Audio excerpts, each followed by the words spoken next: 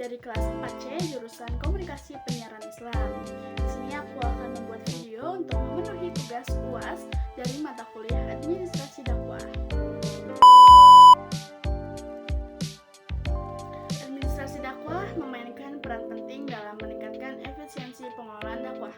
Berikut ini ada beberapa peran administrasi dakwah dalam meningkatkan efisiensi pengelolaan dakwah. Yang pertama yaitu perencanaan. Administrasi dakwah membantu dalam perencanaan kegiatan dakwah yang efektif dan efisien.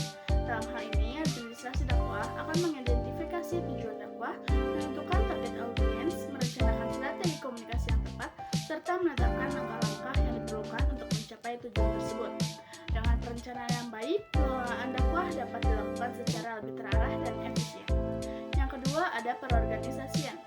Administrasi dakwah membantu dalam mengatur dan mengorganisasi berbagai kegiatan dakwah. Hal ini meliputi pengelompokan tugas, penugasan personil, penjadwalan kegiatan, dan alokasi sumber daya yang diperlukan. Dengan perorganisasian yang baik, pengelolaan dakwah dapat dilakukan secara terstruktur dan efisien. Yang ketiga, ada pengawasan, yaitu administrasi dakwah memainkan peran penting dalam pengawasan terhadap pelaksanaan kegiatan dakwah. Ini mencakup memantau kemajuan kegiatan, mengevaluasi kinerja personil dakwah, dan memastikan bahwa semua kegiatan dilaksanakan sesuai dengan rencana yang telah ditetapkan. Dengan pengawasan yang efektif, pengelolaan dakwah dapat dikontrol dengan baik dan langkah-langkah perbaikan dapat diambil jika diperlukan. Yang keempat, ada pengelolaan sumber daya. Administrasi dakwah membantu dalam pengelolaan sumber daya yang tersedia, seperti anggaran, personil, waktu, dan fasilitas. Dengan pengelolaan sumber daya yang efisien, penggunaan dan optimal dari sumber daya yang dapat dicapai dapat menghindari pemborosan dan peningkatan hasil dari kegiatan dakwah. Yang kelima, ada pencatatan dan pelaporan.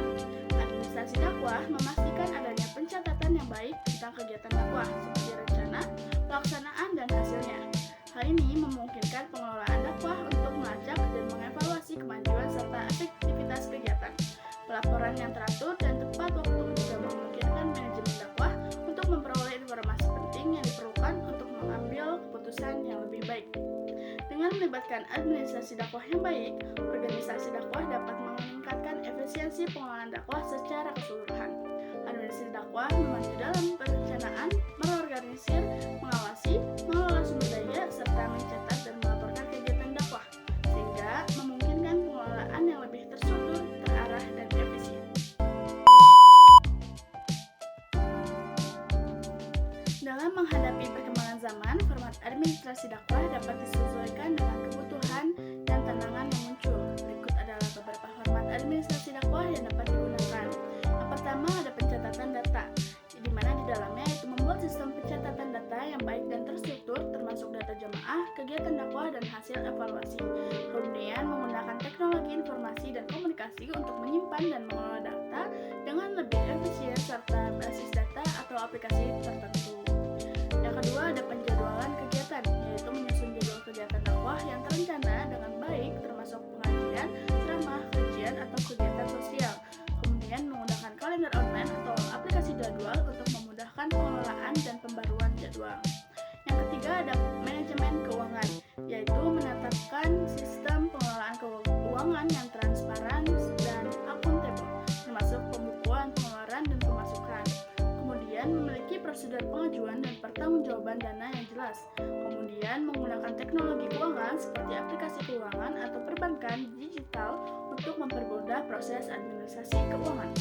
Yang keempat ada komunikasi dan promosi, yaitu membangun sistem komunikasi internal yang efektif antar anggota dakwah, misalnya melalui grup pesan atau platform kolaborasi online. Kemudian mengoptimalkan media sosial, website, atau platform digital lainnya untuk mempromosikan kegiatan dakwah, menyebarkan informasi, dan berinteraksi dengan masyarakat.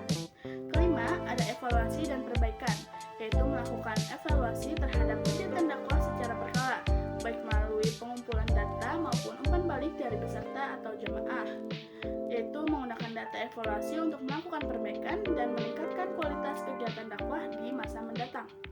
Yang keenam ada pelatihan dan pengembangan, yang mana di dalamnya menyediakan pelatihan dan pengembangan bagi para pengurus dakwah untuk meningkatkan keterampilan administrasi, manajemen waktu, atau penggunaan teknologi. Kemudian melakukan peningkatan kapasitas secara terus-menerus